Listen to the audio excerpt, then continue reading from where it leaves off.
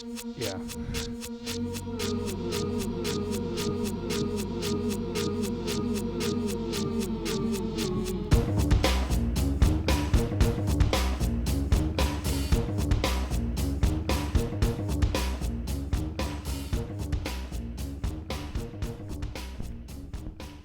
Yeah. Yep. Automation. Automation. Automation. Well, yeah, episode 3. Yep. Episode 3. Episode 3. It feels good to be back. It's cold as hell. Mm-hmm. February 22nd. Today's February 22nd. Yes. It's I always been icy as shit. we've been trying to do this all week, but we haven't had hasn't been weather efficient. No. So, this is episode 3 of Who Is They? Who is they? Who is they? But you know what they've been saying these days? I don't know. The Oscars are tonight. The Oscars are tonight. Mm-hmm. Yep. The I keep Oscars. forgetting about that. I know. Fuck the Oscars. Yeah. I quit watching award shows a long time ago. Yeah, I don't understand. And our friend Seth Cassio, he doesn't understand why everything has to be a sporting event. Right. Like, it doesn't get, like, why do we have to attach like a winner and a loser to everything? Right. And I saw some good movies this year. Mm-hmm. I didn't see very many, but I saw some good movies. Are they gonna win an award? Probably not. I don't know. Maybe. I would definitely venture that Boyhood might win. You know, when I was a kid, I was really pissed off that Ace Ventura was not nominated for an Academy Award. As you should be. I know. It was a good movie. But that was also during a time where I was not aware there is no award for Best Comedy. Best Comedy Picture? There's not an award for that? No. Just Best Picture? There's a Golden Globe for that, Right. but there isn't a Best Comedy category, which there was years ago. Yeah. I think they got rid of it in the 60s. Because the Academy, they're a bunch of morons. Yeah. You know, but to me, making a funny movie is an art form in itself, and I've always kind of assumed that the idea is that, yeah, we're not going to give these types of movies awards at our award show, but they can go over here. Right. They go to the Golden Globes. Yeah, Jim Carrey can win a Golden Globe, but he's never going to win an Oscar, unfortunately. So. That's a shame. He should have. Yeah, right? There's been a few opportunities he should have won an Oscar. Like Truman Show, Man on the Moon, mm-hmm. Eternal Sunshine. Keep going. What else? Dumb and Dumber. Great movie, but not really Oscar worthy. Anybody that can negotiate from $100,000 to like $6 million, to me, deserves an award in itself. Yeah. You know. But that was like right when he was getting his shit together, like getting up there. He said for every week the studio hesitated, his manager added another $1 million. Okay, well, it's gonna cost you another $1 million. Wow. You need to agree to do this, or and he negotiated all the way up to like $6 million. Wow. Yeah.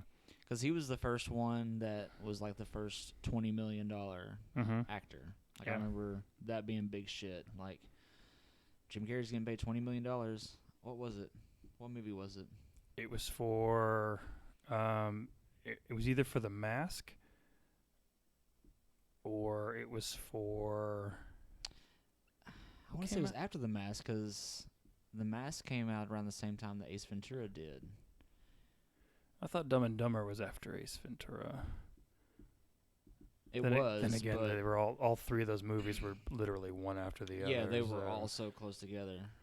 It was something like right after that. And I was like, this is the big money. And a lot of that had to do with just the fact that like they had to pay him for his time, because he had, 10 other movies, he could have been making, and Right. it was like, okay, well, we'll give you 20 million if you come do our movie instead of those movies. And and I think Mark Wahlberg said the same thing, is that like his first 15 million, $20 million deal was only because somebody was paying him to put down 3 other projects, right, and go do this one, and he's, a lot of it's just time, and so, but well, he's never gonna. Unfortunately, he's never gonna win an Oscar. Unfortunately, I hate Mark Wahlberg. I fucking hate Mark Wahlberg. I like Mark Wahlberg. I like him in Boogie Nights, and that's about I like him in Rockstar. Rockstar was a good movie. Rockstar's a great movie, but that's about it. Like, he's always gonna be Dirk Diggler to me. He's just that idiot, dumb guy. He was that dumb guy in Rockstar. Yeah. He was a little bit smarter, but still, I mean, cell phone static. I don't know. That was my Facebook. We're live. I'm getting blowed up on Facebook. Uh-oh. Yeah, we getting blowed up on Facebook. People be actually. I was having a conversation with someone before you got here, and so he was actually telling me a really funny story about something, and this is my friend who used to be in the Frogs. Okay. And he's telling me about when they got to open up Verzwan and how it was a good show, but it was terrible at the same time. I can imagine opening up a show for Billy Corgan would be fun. It was probably not an easy task. No, not at all. So he's kind of just telling me about it. This is the guy that gave me the Talking Heads bootlegs. Oh, okay. So. I need to get those from you. So, yeah, I'll get digital versions of them. Just give me the tapes, but I'll get the digital ones. I just gotta get them off the Dropbox. Man, my mic just went up. Did it? I didn't notice. Yeah, I mean, the waves shot up. Here we go. Waves. Check. Crashing. Mm-hmm. Crashing. Crash. Okay. So I'm sure another contender for the Oscars for Best Picture is Birdman. Did you see that? No. Man, that's a good movie. Yeah, everyone said it was awesome. Yeah. I mean, even the trailer was just sort of like, what the fuck? But also, ooh, because it's Michael Keaton. Mm-hmm. It's like, fuck yeah. Yeah, it was really good. And I like that it's sort of it's being hailed as his comeback. And it's kind of meta because that's how it is in the movie. Yeah. Like, it's the exact same premise. But he's kind of disappeared anyway, but on purpose. Like, he's had other personal life things he's had to deal with. And, so because, like, the last movie what was the last movie? Remember? White Noise? Was that, was he in that? He was in that, right? I don't know what that is. Excuse me. There was a movie about... I want to say like he was like an aged hitman that came out a few years ago. He was like, had moved to this town and nobody knew who he was and he didn't want to get back in the business or something like that. I don't know. Then I didn't see it, but I just remember like trailers for it. There was one where he was like a convicted killer and he was supposed to like give this kid a kidney transplant or something like that. I remember that. Yeah, he was in that. And oh, can I leech off your Wi-Fi? Yeah. You can totally leech off the Wi-Fi. Oh, we also have to go at some point very soon and see Hot Tub Time Machine 2. Did it just come out? Yes. Okay, good. On Friday. All right. Yeah, that's me. What's your password? Type it in? Yeah, I'll type it in. I don't want to like get a recording of my tell Wi-Fi. me your password over the air here. Wi-Fi password, yeah. Yeah, so Hot Tub Time Machine 2 came out Friday on the 20th. So I'd like to see that. This is going to be a good year for movies, though. There's going to be a lot of good stuff coming out. Got some more Avengers coming out. More? Yeah, Age of Ultron. They're not wasting any time, are they? No, Marvel doesn't fuck around. No. Let's see. We got that. If that doesn't work, I'll have to do it again. Okay. It says I'm connected. Awesome. I got it right. Which is great, so I don't have to, use my data. Don't use your data. Don't use your data, kids. Don't use it. If you can use somebody else's, go for that. Go for it. Yeah. What's coming out? Oh yeah, Star Wars is coming out this year. 10 months. Yep. We got 10 months to go. Opening night, we're there. 7. I don't care how much it costs me or if I gotta like sleep. Well, okay, I'm not gonna do that, but we are going. I'm not camping out or anything, but I'll definitely see the fucker. I think I'll take the day off and go at the noon showing or something. Like a matinee. Yeah, like I don't think anyone's gonna be, never know. They probably are gonna be doing that, taking the day off. I guarantee there'll be people camping out. But that's okay. Oh, Michael Keaton was in the last RoboCop. I didn't see that. Oh yes, that's right. He was. Heard that was good. It was cool. Yeah.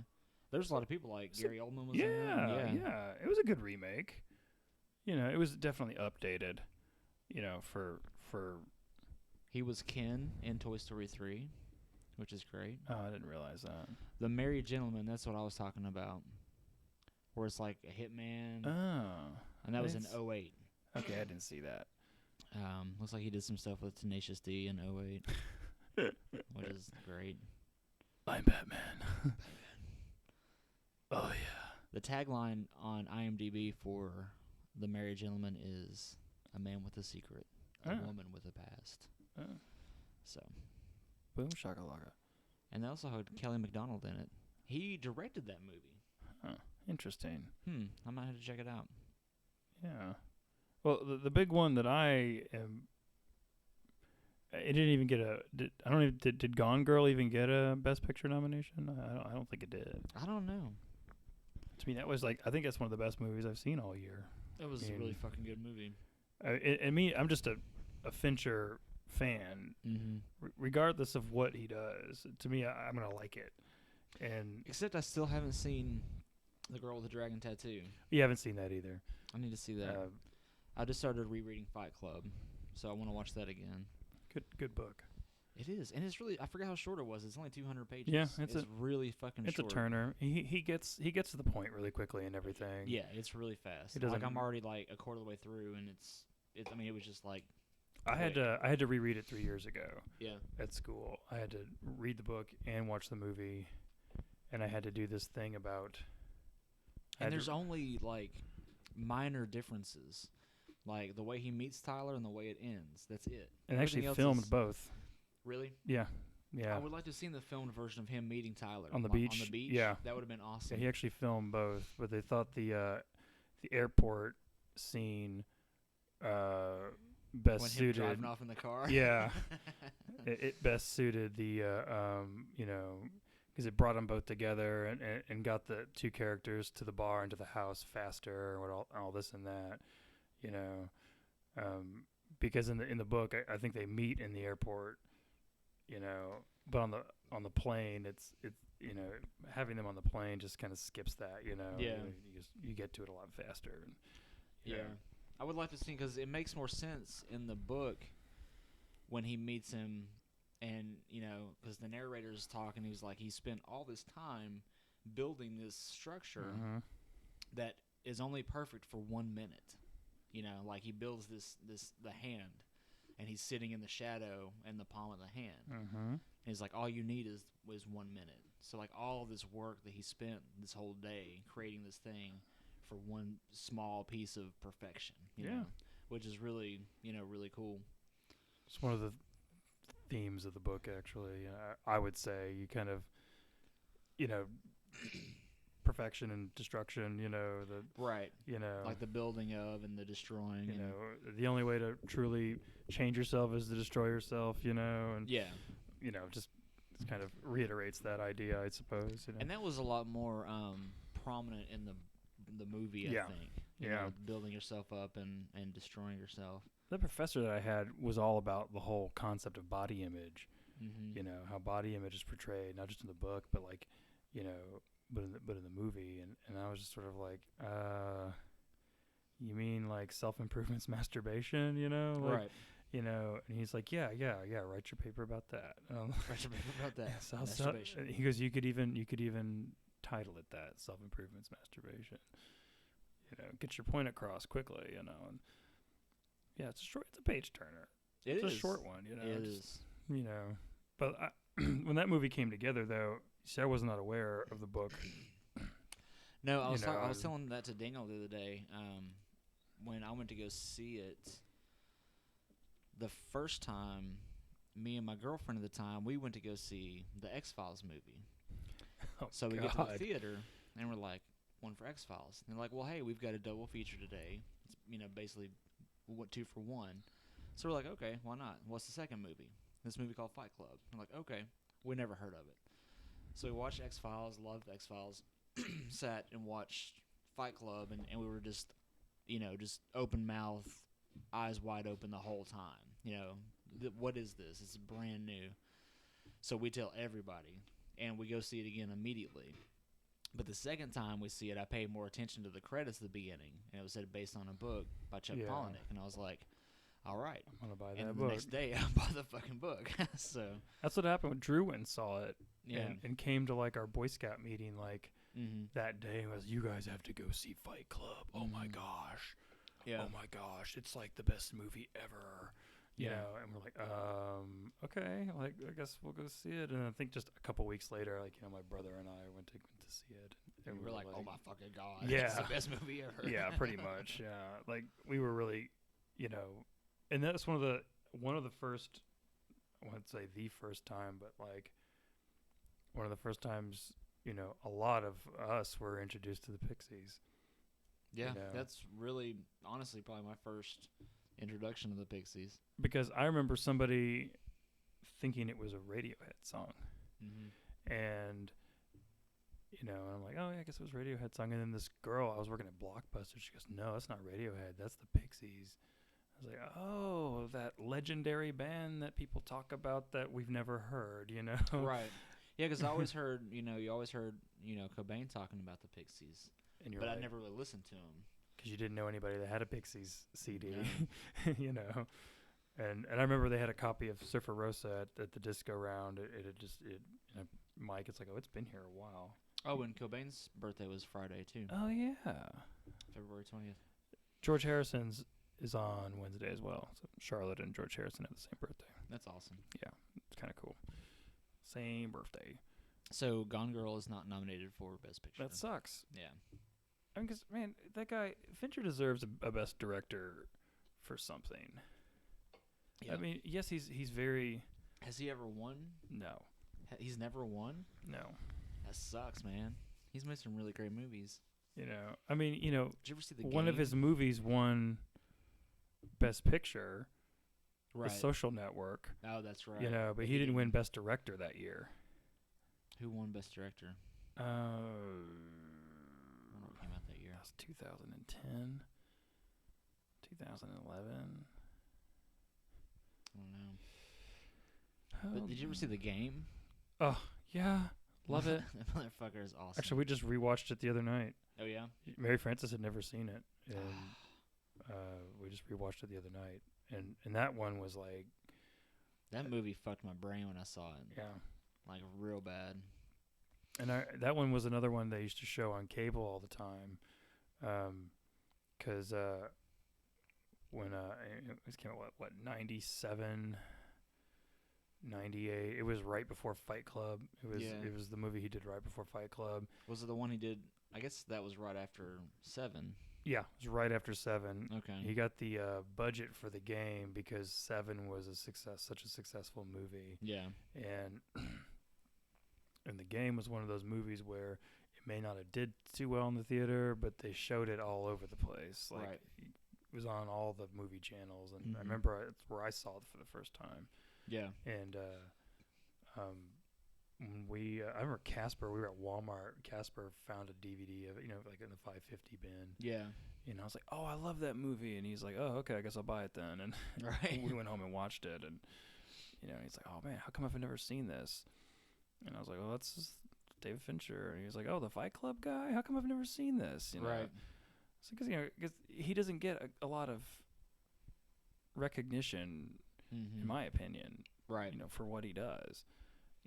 You can watch one of his movies and you just know it's one of his movies. He's a lot like Tim Burton in that way. Like, he uses those dark lighting, and just, he doesn't reuse actors like Tim Burton, but he has this sort of, and I know that people think Alien 3 is a piece of shit, but to me, Alien 3 is awesome. Mm-hmm.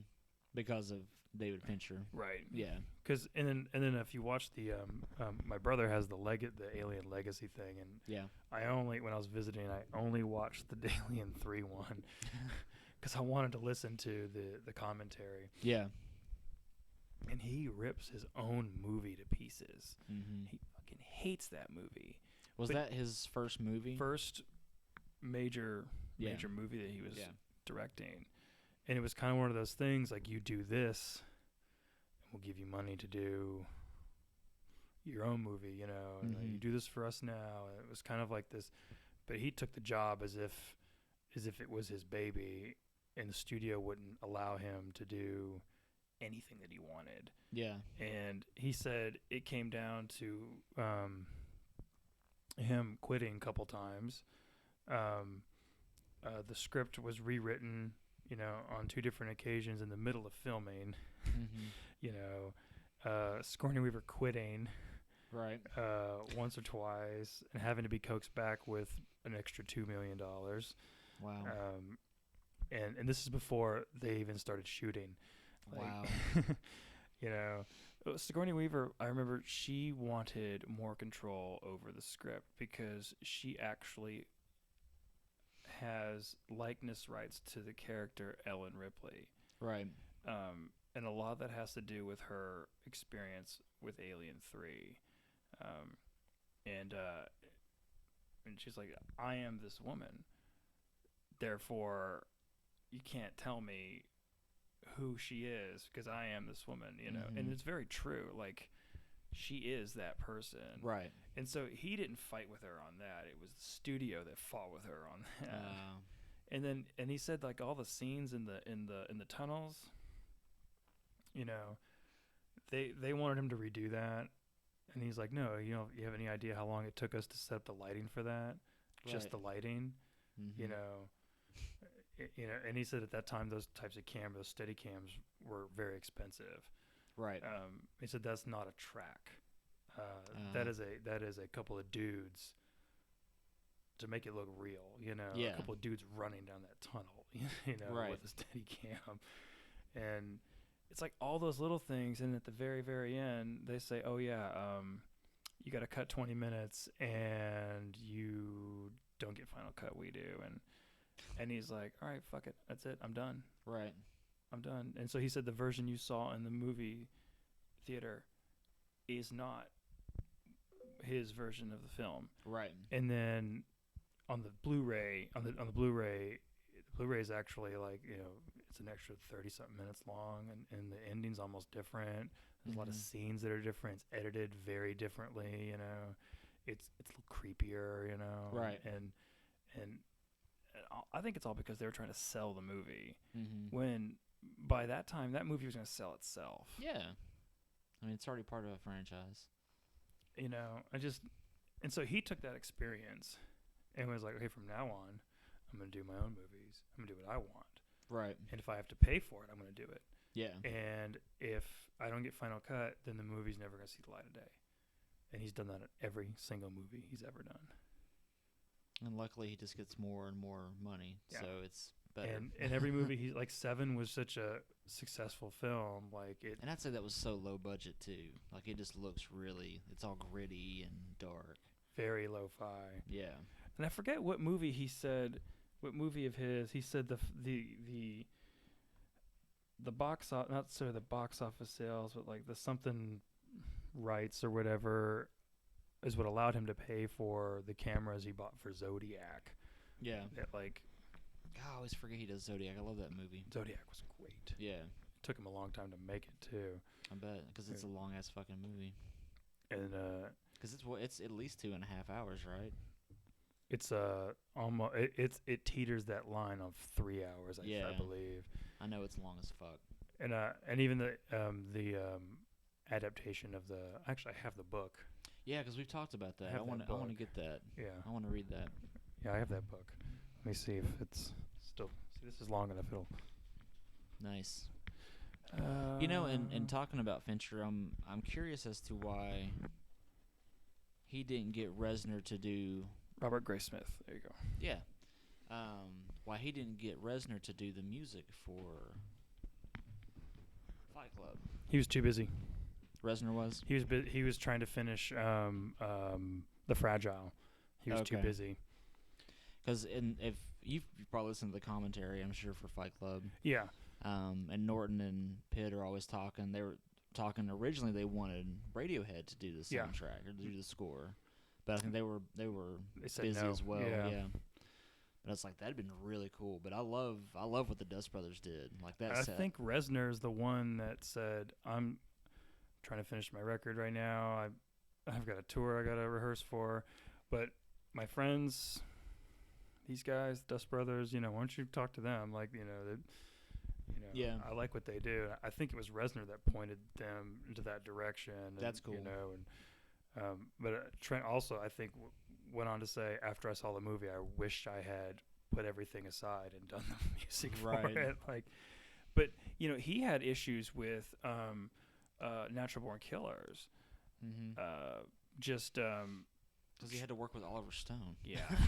Well, that's item one on a list of many. But no shit. But I think with just he did most of that on a tour bus. Really? During the Downward Spiral tour.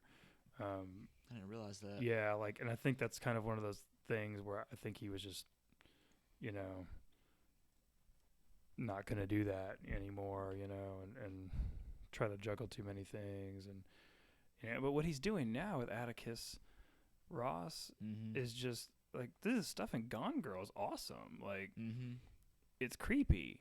Yeah. It was creepy in Social Network. Social Network, yeah. It's all modular synths too. Yeah. All modular synths. And the score for Girls Dragon Tattoo is really good. Did Trent do that one too? Yeah. Oh, okay. He's been doing in the past 4 or 5 films. Okay. But he's been working with Fincher since 7. Nice. Because Reznor did the music for 7. I did all that. But yeah, and Ross, he does How to Destroy Angels with Atticus Ross and his wife. That was an okay album. Yeah, it's all right. I mean, it's different. It's not nails. I was kind of thinking though that came out, and then the last 9 Inch Nails album came out almost. We're talking 6 months apart, really. Probably because they announced that How to Destroy Angels stuff, and then. Because, a few years ago, Reznor was like, I'm done with 9 Inch Nails. And I was like, no. And then, immediately after that, he's like, I got some new 9 Inch Nails stuff. I was like, all right, we'll listen to it. Well, I remember that the song Came Back Haunted was put out there as a single. And I listened to it, and I'm like, okay, I think I can get down on this. But then I listened to the whole album as a whole, and I just sort of like, yeah. Can you take part of the How to Destroy Angels and bring it over here, and then get rid of this, and then you'd have actually a cohesive 9 Inch Nails album. That, and it's hard to follow up something like The Slip. Yeah, that's an just incredible done it, record. 5 days. You did it in 5 days or something like that. Yeah, and if you don't have Josh Freese with you, it's going to be hard to pull that shit off. We need to. Who is he playing with these days? Who, Freese? Is he with still doing the Replacements thing? I would imagine so. Yeah. Because the Replacements just announced 10 shows. Really? Yeah, nowhere near here. I was about to say, are they coming here? No. Why don't they play the Ryman or some shit? That'd be cool. I like what they're doing, though. They're just doing little bursts at a time. And I think a lot of it has to do with, the people he's got in his band, Right. Just doing stuff when everyone's available, and I think it's good because it won't be a burnt out kind of reunion, So, I mean, but yeah, if you don't have Josh Freese, you don't have shit. Yeah, exactly. I mean, that could be a T-shirt. We need to make that. That could be a T-shirt. Who is Josh Freese playing with now? So in a nutshell, I think it's safe to say that I'm a David Fincher fan. Yeah. I mean, I'm a Fincher fan. not afraid to say it at all. Yeah, Fincher's. I've been thinking about that lately, like in my top 5, and Fincher's definitely in that. You know, and I say this only because it's just that he provides a. I mean, he makes good movies and everything, but he provides a quality that you can count on. Like, even if you don't like the movie, like the reason why I have not watched The Girl with the Dragon Tattoo because I really haven't had a desire to. Right. But let's just say, for argument's sake, I watch it and I don't like it. But I can at least watch it and know that he did make it. He did do a good job because he provides a quality. Right. To everything he does. Like, and you don't really see. We see that in a lot of people now. But not necessarily guys like him who sort of survived the 90s. Had to come up in the 90s in his own, doing his own stuff. And because the big thing in the 90s were like independent movies, like Quentin Tarantino type stuff, right, shoestring, low budget. And here's David Fincher trying to make really awesome looking low budget movies. Looks like a low budget movie, but he spent a lot of money on it, because it has a quality, has an aesthetic to it, and that kind of thing. Like you said, Seven looks like a low budget movie. I guarantee you it cost a couple million though, but it looks cool. Right. The guy knows how to make a creepy movie. Okay, so the last thing that Freese did, he played with the Replacements in August and September of 2013. And he appeared on Bruce Springsteen's 2014 record, High Hopes. Damn. And that's about it. But yeah, no, Fincher, I hate Jesse Eisenberg. I think he's a terrible actor. Yeah. I really didn't care for The Social Network the first time I saw it. I've since rewatched it, and I dig it for what it is, and I like it as a Fincher movie, but I don't give a shit about Facebook or any of that. But I guess it's kind of cool to see the other side of that story, where he came from and who he had to step on to get to where he is and things like that. But having Fincher's kind of play on that was, it was kind of nice to see that. Yeah. But that's probably how I'd feel about The Girl with the Dragon Tattoo. I have never read the book, don't know anything about the story, so. But that might be good. Not knowing that might be okay to go into and watch it. I think it's interesting the amount of attention The Social Network got. Yeah. Considering the subject matter. That's what I thought was interesting about that movie. Right. Was just the amount of attention it was getting. Yeah, that was why I was so surprised. I was like, why is everybody jacking off about this? Because, like I said, I like it as a Fincher film, but I don't think it's like this huge movie that everybody was just going off about it. I love it how the what's his name, Facebook guy, he took the whole company, the whole office, he rented out a movie theater. Yeah. Everyone out to see it the day it came out. And he said, I sat there in the front row with, all my coworkers and executives and every, even down to the, IT people in the office and watched this movie. And I realized one thing, and the interviewer's like, what? And he goes, well, they got the T-shirts right. And I was thinking, like, well, I mean, no one's life story has a narrative to right. it, and I don't think the motherfucker understands that sometimes you have to, because I know that there's certain events in that movie that actually occurred over a couple of years, but they made it look like it happened very quickly. Yeah. But I mean, no one's, like, another great example of that was the movie Lean on Me. Do you remember that? With Morgan Freeman. Yeah, it's been years. It takes place over a school year in the movie, but the actual story about that principal actually takes place over like 12 years. Right. But it has to be compacted into this one piece of time, and that's what The Social Network does. It actually compresses like 12 years into like 4 years, And I think that kind of loses something, because Fincher's a great director, and on a different note, Peter Jackson is a great director, and I love Peter Jackson. But the movie The Lovely Bones is shit. Like, that movie was not good. Yeah, but that's just because I read the book immediately before I saw the movie. Like, I literally finished the book, went to the theater, and watched the movie. Like, it was just like that. Like, last page, done. All right. Went to the theater, bought my ticket, watched the movie. The book takes place over like 10 years, and you don't get that in the movie. The movie, once again, it compacts everything into this small little sphere. Yeah, and it takes away so much of the story. That was, and I guess it was because it was so fresh on my mind too. And I was like, Jackson, what have you done? So that was like one of my favorite directors.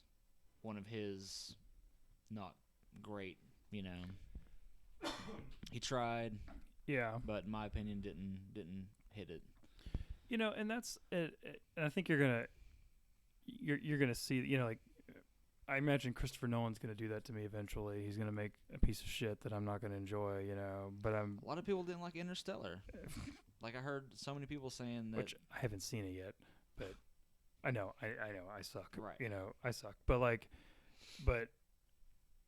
what if I watch that? Yeah. And I don't like it? I might. I might. I know I'm gonna like it because I like the subject matter of it. Exactly.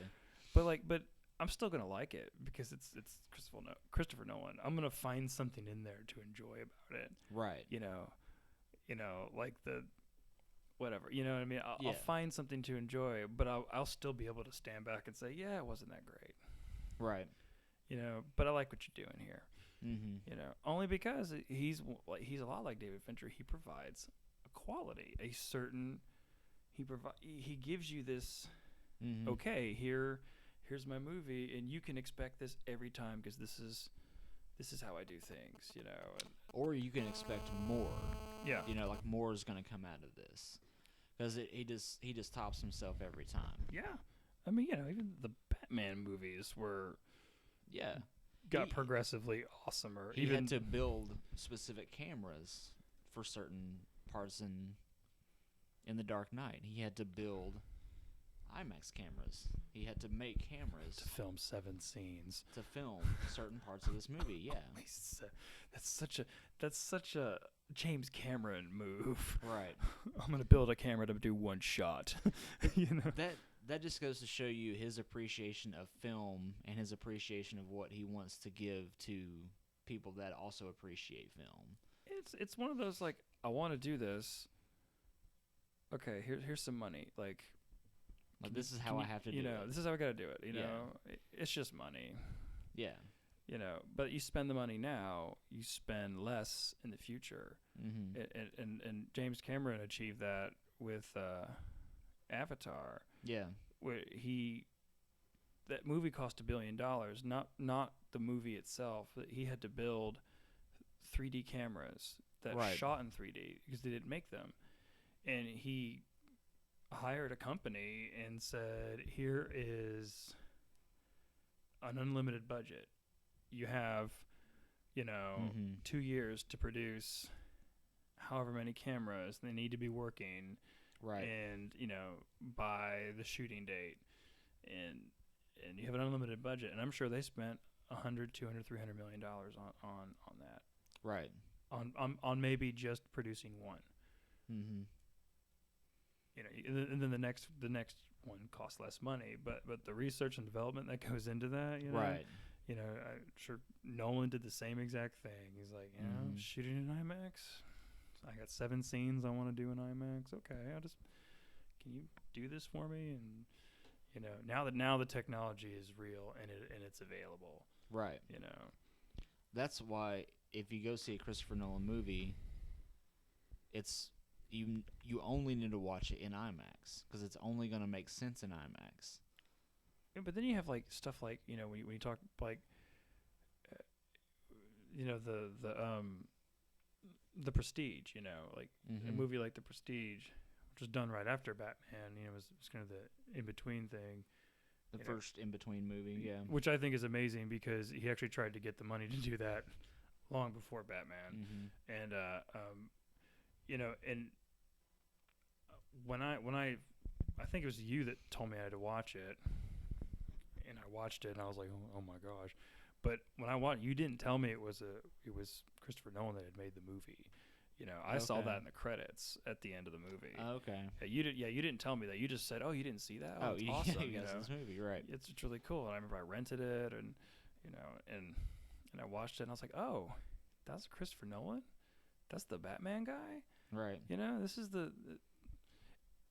at first it didn't appear to be one of his movies to me, but then after watching it again several times since then, I'm sort of like, okay, it has that quality. Yeah. And then finding out the amount of money he spent on the costumes and the set designs and making all this look real, because he probably built all those Tesla machines. Built everything. Yeah. No CGI. He doesn't like to use CGI. Nothing was CGI. It was all old technology that he had to make. And he also doesn't like having deleted scenes and stuff on his DVDs. He wants to have everything. He just wants you to see everything, Which is funny, that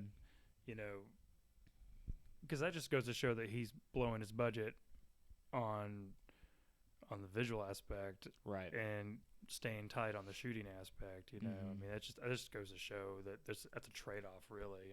Right. I believe he did say he spent almost the whole budget. Like, he blew a huge chunk of change on that movie on just the sets, on just the costumes, on just they said that you could watch a movie like, I think there's a costume designer on the commentary said that you could watch a movie like that and know that it was fabricated. And it's what they tried to do was what they were trying to do was you watch the movie and it is you're dropped into the time period, right, to where everything around you does not look fake. It actually looks real. Yeah, and it's very true. Everything in that movie looked real. And I know I've told you before. I've told many people this, that the book, The Prestige, what we see in the movie is like a fifth of the book. It's only like a couple chapters. It's only a very small part of that book, because that book takes place over. Well, of course, the movie takes place over a few years, because the correspondence between Hugh Jackman and Christian Bale, when they're kind of battling back and forth as the magicians. There's also like a generational time period. Yeah. Because it takes place in like in an old house, and people are kind of finding this information out. They're kind of it's an old estate. Oh, okay. And someone's telling the story. Somebody's telling the story. Okay. Yeah. But it's a great book, but what we see in the movie is just a very small portion of that book.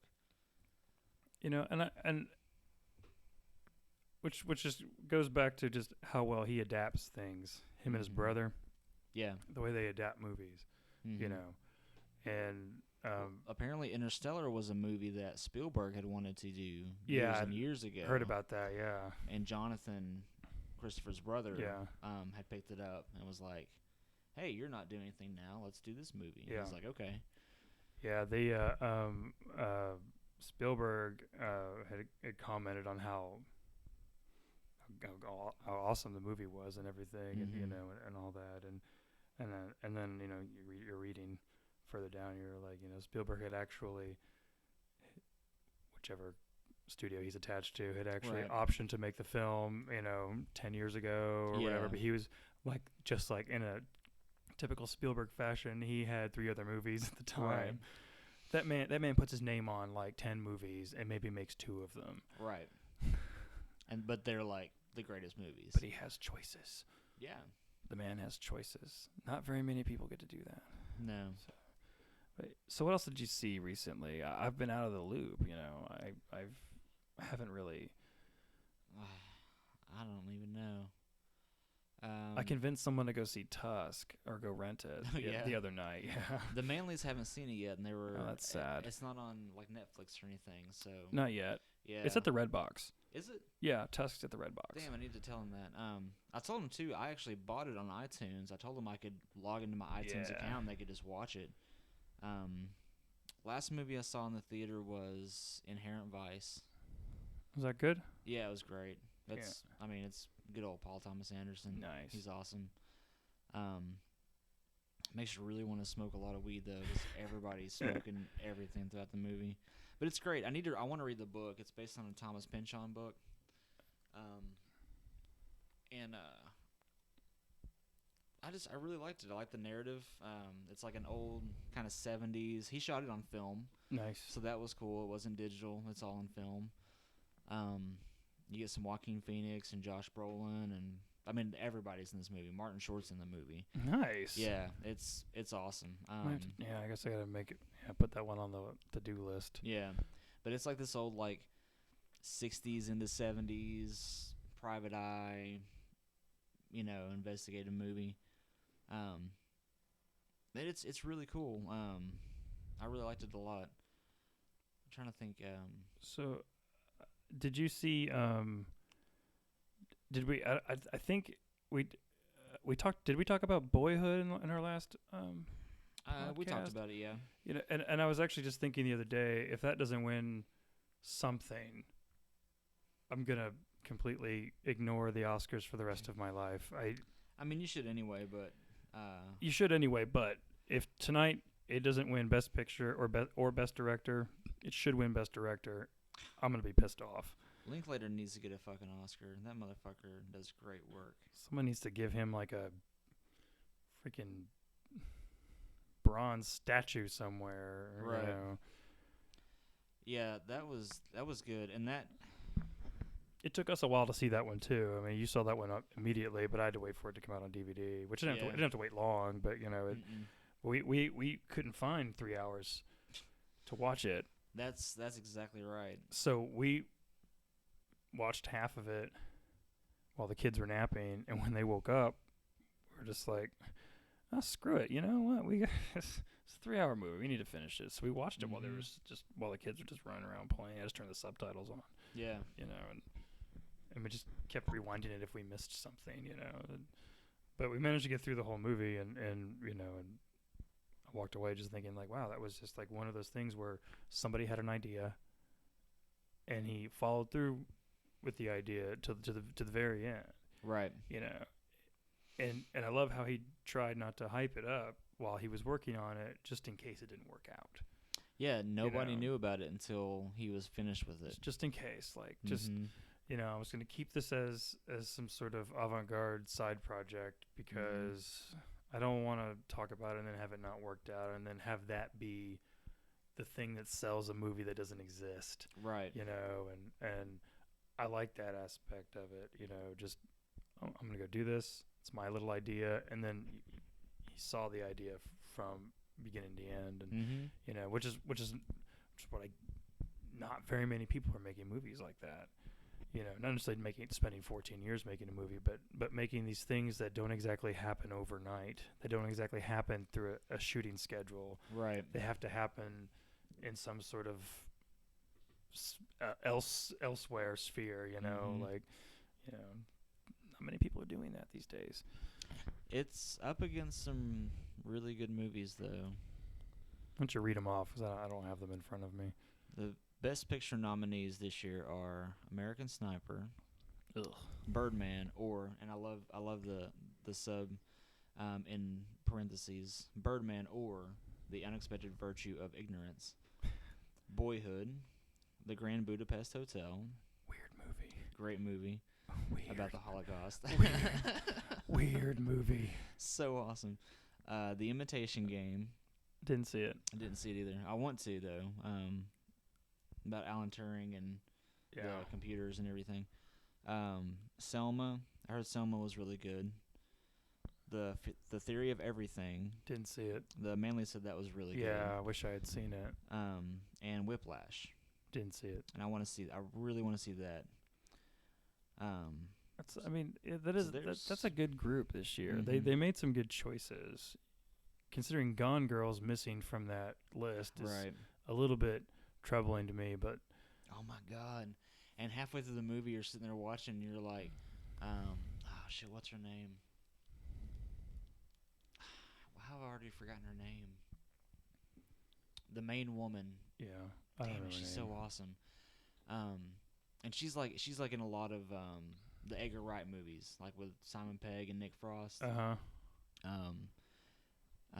damn it, what is her name? But halfway through the movie, you're like, this bitch is fucking crazy as fucking batshit. Yeah. Like batshit, fucking crazy. You feel sorry for him the entire time. And then at the very end, that sorrow like just melts away because you're like, all right, fuck you, fuck me, fuck everything. We have to just live this way and deal with it. What the fuck? Yeah. Oh my god. Yeah, I just sat there when the credits rolled the first time I saw it, and I was like, that's it? It's like watching The Bicycle Thieves, that Italian silent movie. Like, what in the shit is this? It's like watching The Bicycle Thieves. You're like, what do you wait? He doesn't get his bike back? What the hell? It's like neo-realism at its best. Rosamund Pike, that's her name. Rosamund Pike. So Mary Frances would know that because she knew her name off the top of her. We were watching it. I knew it too. I don't know why I just lost it. It's like Empire Man. It just ends on such a down note. Yeah, and that's all life is, a series of down notes. Luke gets his hand cut off. Han gets frozen. Yeah, I mean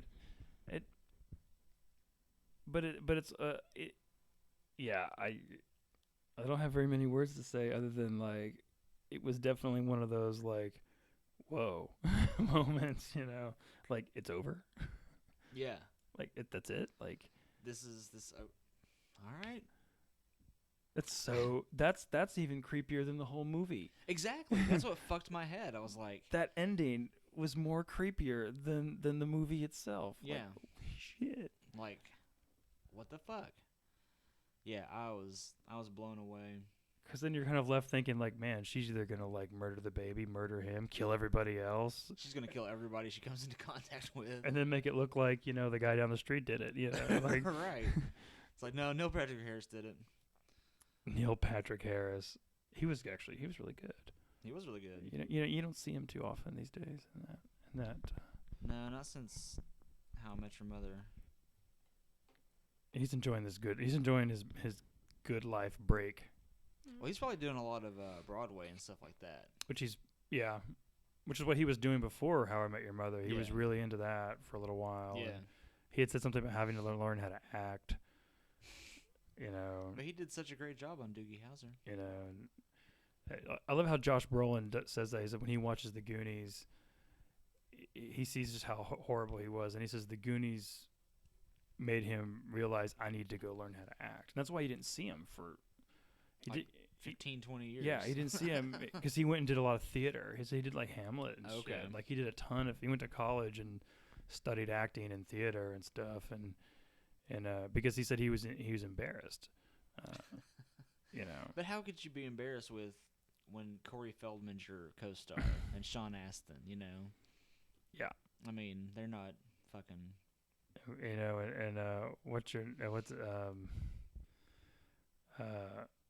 Carrie Green. Yeah. Martha Plimpton. Martha Plimpton, yeah. All right. Yeah, that's just, Oscar night. I'm glad we're sitting here and not watching it. I really am. I just. Now, Rosamund Pike is actually nominated for leading actress. Yeah. So that'd be cool if she got it. That would be great. Only. There's not a director? Directing. There it is. Okay, let's see who's. Alejandro Inarritu, the guy that did Birdman, Linklater, Wes Anderson, Foxcatcher. I don't know anything about Foxcatcher. I know it's Steve Carell and Channing Tatum, but I don't know the story. Yeah. And then the guy that directed The Imitation Game, Morton Tildum. The Imitation Game. What's that one about again? That's Alan Turing and the computer, like him building the computers and coming up with that. And okay. Yes. Okay. And it's like Benedict Cumberbatch. Right. Yeah. That's right. Yeah, I think I saw a preview for that. Yeah, it looks good. Yeah, and I was like, it's nominated for a lot of shit. So. And it was one of those you never heard. You saw a trailer for it, and you never heard about it again. Right. Until Oscar season, and and you're like, oh yeah, did that come out? Right. Is that out already? Did that and you find out that it did, and you missed it. Right. Like, well, see, now's the time for all the pirates out there. Now is the time that you go and download all the movies. Google was doing a thing. They were allowing you to you could watch the Best Picture nominees. Really? For like $1, $1.50 or whatever. That's cool. I didn't know that until about 10 minutes after you called me. Oh yeah. Earlier tonight. I guess I got on here and I was setting everything up and I was like, oh, I didn't realize that. I didn't either. Yeah. Now the leading actors. This is a good list too. It's Steve Carell for Foxcatcher, Bradley Cooper, Benedict Cumberbatch, Michael Keaton, and Eddie Redmayne. I guess he played Stephen Hawking in Theory of Everything. But there was a movie out years ago called Hawking that Benedict Cumberbatch played Hawking. Right. I didn't see that. I didn't see that either. I did watch a good hence Hawking. why I think I was confused by that movie. Because I was like, Right. didn't they already do this movie? Right. Did somebody already make this, There was a Hawking documentary out a few years ago that was really good. I think Netflix had it on there. If it's documentary, on there, yeah, I think I watched part of it. It was good. Yeah. That guy's an interesting story anyway. Yeah. So. It's just shitty. Just the whole idea of, like, the smartest brain the planet's ever known is, prisoned in this dead body. What does he have? What disease does he have again? It's like some form of, like, Lou Gehrig's. Yeah, that's right. Yeah. Yeah. It's like, it's usually what happens. So usually the great ones that suffer. Mm-hmm. Be the title of the movie, The Great Ones That Suffer. That's the sequel. Okay, well, I think we've covered enough of Oscar night, current events and films. And I think after Oscar night, we're going to have more to talk about. So we're going to take a break. And when we come back, we're going to bitch about Bonnaroo. All right. We're going to complain about the festival that happens in our backyard. Yep. And we still have to pay $250 to go to. $300. $300, yeah, it went up. So we're going to take a short break, and when we come back, we will complain about Bonnaroo and other musical things happening, so stay tuned. And all the other things that they say. Because that's what they're saying? Mm-hmm. They say a lot. Yep. So they also say I have to go to the bathroom. So we'll be back.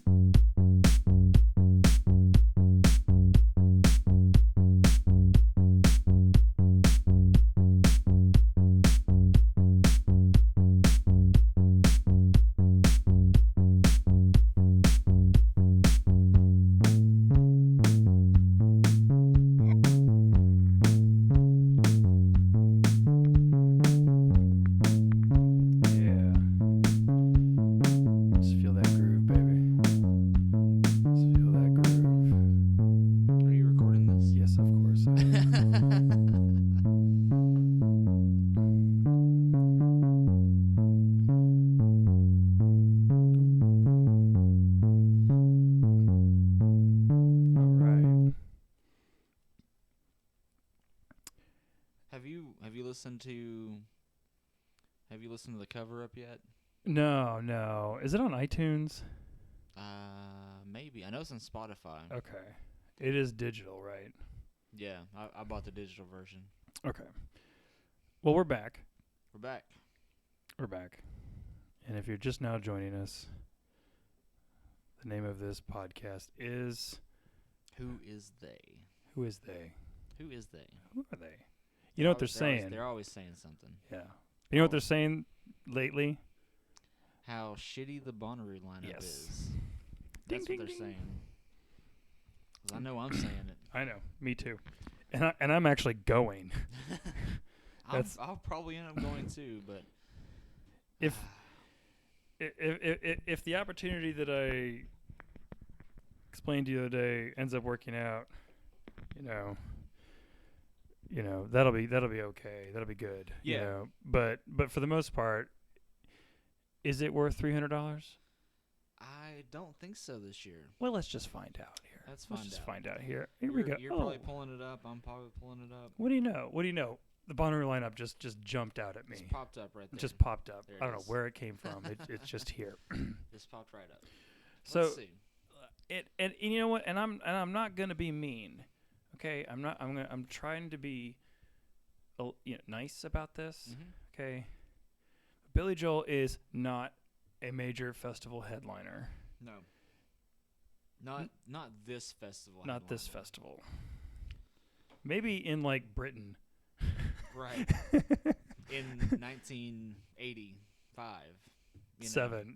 Right. River of Dreams era. River of Dreams. Oh, man. It brings you back to middle school. I mean, but you get what I'm saying? It's just like he's great. He has some great records. He has some great songs. But that's scraping the bottom of the pickle barrel of legendary acts. It is. The headliner last year was Elton John. That dude's been around for a long time. He's had a lot of great songs. Billy Joel has not. Elton John and Billy Joel were. I hate the way people sort of lump them in together as one because they do those tours together. They both play piano. Yeah, but we're talking apples and oranges. Yeah, that's like Seth Timms and Ben Folds. It's like saying they're the same people. Right. But they're not. No. They both play piano, but that's about it. They write quirky songs, but that's about it. Seth Timms is a better songwriter, but that's besides the point. But I'm glad you're on board with this. It's like, and this is what they have been saying. Mm-hmm. Is they have been excited about Actually, Billy Joel, but they also have been like saying that the Bonnaroo lineup isn't bad. But I disagree. There's a few and I think it's because of the lack of major headliners. Mm-hmm. So I'll just want to go on record saying I love Billy Joel. I think he's awesome. I do look forward to hopefully seeing him at Bonnaroo, and maybe smoking a joint when he's playing Piano Man or Big Shot or hell. Start the fire. Hell, I hope he plays River of Dreams. Okay, we'll just go ahead and say that.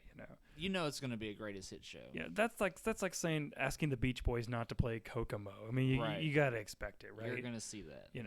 But I just don't think it's like, the main headliner is supposed to be the act that like that. Okay, I'll throw down the $300 because of that. That was the only reason. That was the main reason why I went when Paul McCartney came. Because, it's worth every penny. That's fucking Paul McCartney. If that was the only show that I saw at that Bonnaroo, would have been worth every cent. Now, let me ask you this. Did you get to see David Byrne in St. Vincent? No. I'm pissed off I left early. Yeah, I wish I'd seen that. I wanted to see that. Because I actually watched it on YouTube. Really? The other night, yeah. And, I was kind of like, man, I wish I would stuck. I couldn't stick around. We all know why I had to leave, but right. I had to miss Bjork. But that was a good show too. Yeah, I know, man. I watched clips of that too, and I was like, I've been listening to a lot of St. Vincent lately. Yeah, I need to, because I'm a big Talking Heads fan. You know me. I'm big. But I need to get that record. I don't have that record. Yeah. I need to get it. I heard that the live show is actually better than the album. Yeah. That their live show was. Because they probably played some like Talking Head stuff and some St. Vincent stuff. Well, that, and I didn't know that the album was actually mostly recorded through internet and Skype. Okay, as far as like they collaborated like through the internet and shit like that. And then Byrne said that they actually only spent a week working together face to face because it was the only way they were going to ever get it done, and they hired a brass band, and they put the digital files together, and then did everything, all the brass live in the studio. And one of the reviews of the album I read was that like it doesn't have the kick that the live show does because it was pieced together. but it's still awesome, you know. Like I'm sure, you know, because when they were doing the live show, they were doing some of her songs, and they were like, I think they were ending with "Burning Down the House," and if you could imagine "Burning Down the House" done with a 12-piece brass band, you right. know, I mean, And I wish I'd seen that at the Ryman because they came to the fucking shortly Ryman. after, Yeah. and you know, I saw David Byrne in 2004. I've never seen him. It was cool. I mean, it's because it was David Byrne. Well, exactly. You know, that's why you want to see it. We got 4 Talking Heads songs in it, and the rest of it was stuff. It's sort of like, dude, I love you, but I don't. He was still doing all that world music crap. So like, all right, you know, it's kind of like watching like Peter Gabriel, like post Genesis. Post Genesis. What, like watching like, what in the fuck is this? Post Big Time. Right. Peter Gabriel. Yeah. Pre Sledgehammer. Mm-hmm. Yeah. No, we need to go check out Same As It Ever Was. My buddy Eric said they're the Talking Heads cover band. Yeah. They play here all the time. Yeah. But he says they are fucking phenomenal. So I wouldn't mind going. And they're coming here like in May or something. Okay, cool. So we need to go see them. Yeah, remind me of that. I'd like to see that. I'd actually wanted to do, you know, for our show coming up, I actually didn't even bring it up. But that was the one I was kind of keeping in my pocket. Like, if we can't figure something out, I was going to pull this one out. I was just saying, let's do Talking Heads, because I did a Talking Heads thing in 2005. Yeah. With a bunch of people that worked at Five Senses. And that was the one band that actually brought a lot of us together musically, because I was kind of the oddball dude. Mm-hmm. And then I worked with a lot of people who were into jam bands. And then when I started playing that stuff in the back, they were like, oh, you like this band? Yeah, this band's awesome. Of course, they think Remaining Light's like the best thing, you know, ever, just because Fish covered it. But that was like the one thing that's just sort of like, okay, we're cool now because we both like the Talking Heads. Right. And this guy, Josh Ray, wanted to do a show with his new band, Odyssey. They spelled it weird. It was a jam band. Yeah. Really guitar, like heavy guitar-based jam band. And he's like, well, I'd like you to just come out and do Life During Wartime with us for our first show. Do you want to do that? I said, yeah, I can do that. I can do that song with you. Do you have to do just one song? Can we do like a couple more? You know. So that one show, I did just Life During Wartime, and then we did like 10 other songs, which we played at the restaurant. Mm-hmm. And Dave Benedict, who was in a band called The Ghost Show, which Ghostfire played with a lot, they learned a couple of ones, and I sang those and played guitar with them on those too. So we had like this like really cool show and a bunch of people at the Five Senses. Nice. And that was a lot of fun. Mm-hmm. And that was a lot of fun. But I had no control over. I was the guest. I was the guy they invited to come and play. I had no control over what was. I wouldn't have done things a certain way, but just because like, you know, they're just like they're jam bands and right, you know, and guys like us understand the punk rock aspect and sloppiness of the Talking Heads, and you know, and so that's why I kind of thought if I ever did that again, I would actually do it in my own way, right? You know, and so I was kind of hanging on to that, but that's a band that actually unites a lot of people. Oh hell yeah! You know, so yeah, so remind me about that when it happens. I will. I'll let you know. So moving on. Sorry, got off on a tangent. Okay, so Billy Joel is the main headliner here, followed by Mumford and Sons. Fuck those guys. Now I'm indifferent towards them. My mom likes them.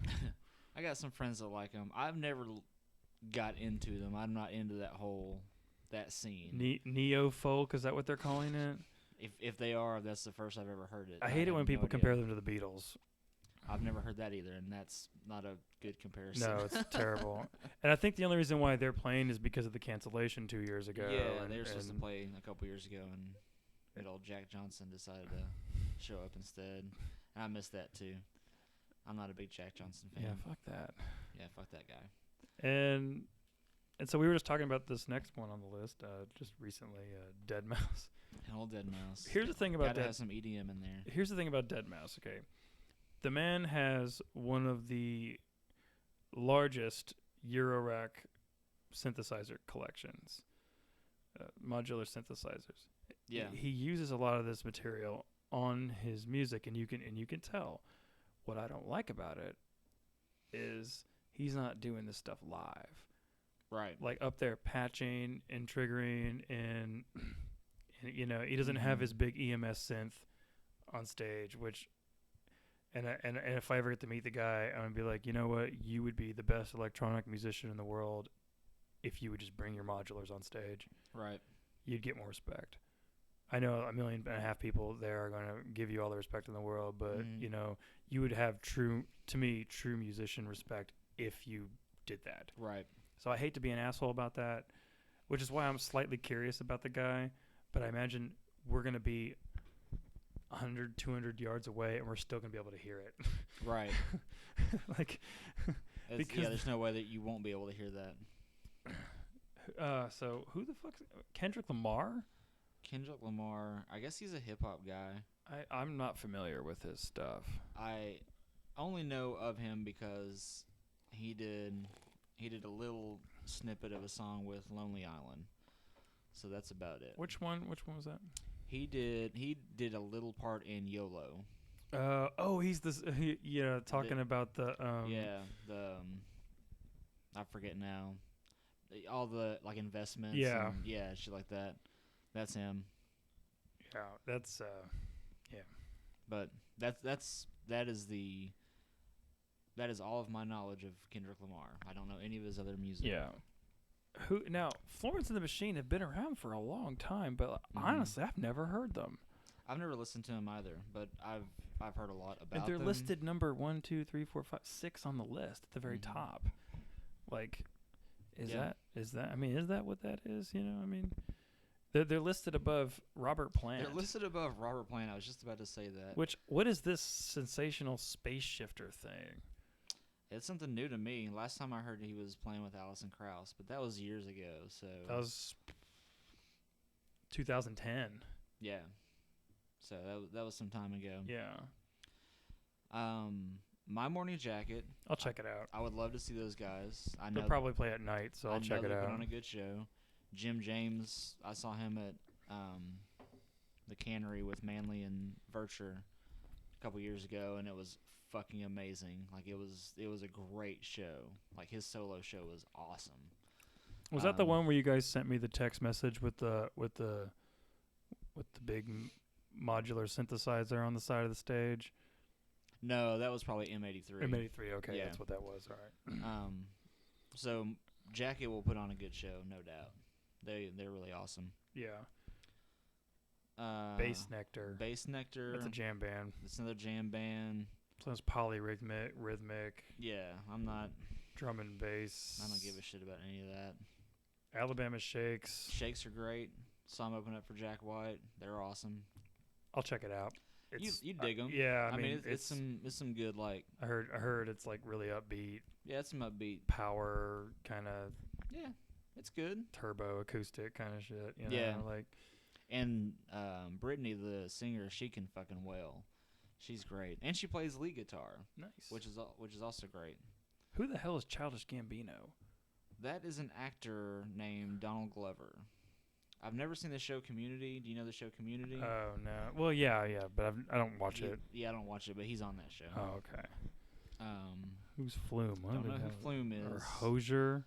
Hosier, I saw him briefly on SNL last year. I did not care at all for it. And we're only a few spaces down the list. Mm-hmm. And we get to the first band that I am super mega stoked to see. Yeah, I definitely will be watching these guys play. Slayer. Fucking Slayer. Slayer. It's going to be Rain and Blood at Bonnaroo. Yes. I am excited. Especially considering like the other metal acts they've had in the last couple of years. They've really kind of gone out of their way to get a few. And to me, this is like the price of not just a few, but like a whole festival of metal, like right here in 1 hour long set right here. I mean, yeah, that's gonna be a good set. I'm actually excited to see Ben Harper. Have you ever seen him before? Yes, yeah, saw him open for Swan. Really? That's so weird. I've seen Ben Harper several times, and he always puts on a really good show. Mostly because he surprised me. Yeah, I was not expecting what we got. Like he did some like song about smoking weed. Burn one down. Yeah, He walked out and did that, but then turns around, picks up this electric guitar, and starts wailing like Jimi Hendrix. And I was like, okay, you sold me. Yeah. Like you're doing wacky guitar rock. You know, so we saw him. His songs are short. They're not like these like jams. He doesn't jam them. He plays a set. Like he does like 10 songs and he's done. You know, like we saw him. I guess the first time we saw him was at Lollapalooza in '07, and this was in Chicago, and it was the first day, so we didn't bring any weed because where we stayed was at a hotel. We had to take the shuttle from the hotel to O'Hare. Then from O'Hare, we took the Blue Line to downtown Chicago. Okay. To the park, Granite Park. The Blue Line is where Daniel and Jessica and I got lost on, by the way. I love the Blue Line. I love the Blue Line. We met the guy. It's a whole other story anyway. Keep going.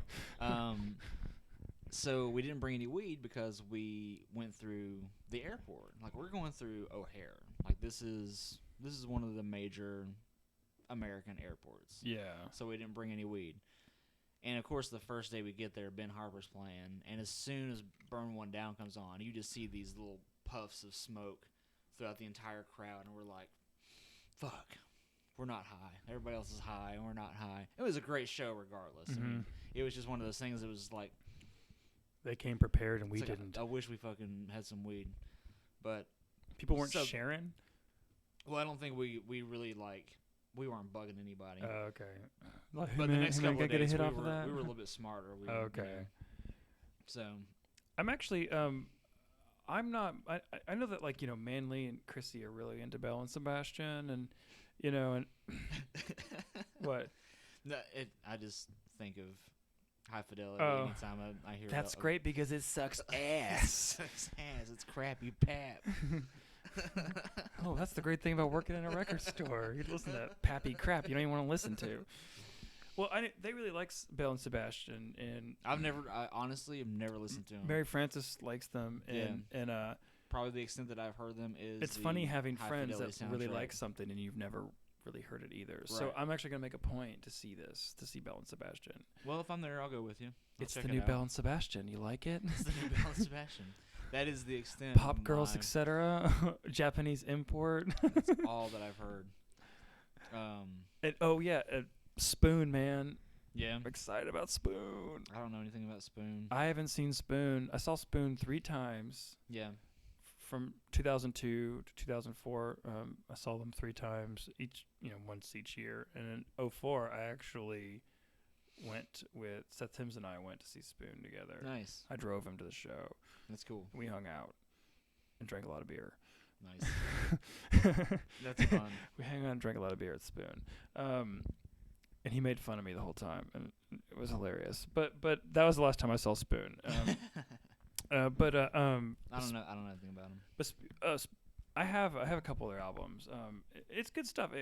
I was really into it because it reminded me a lot of Elvis and a lot of Costello type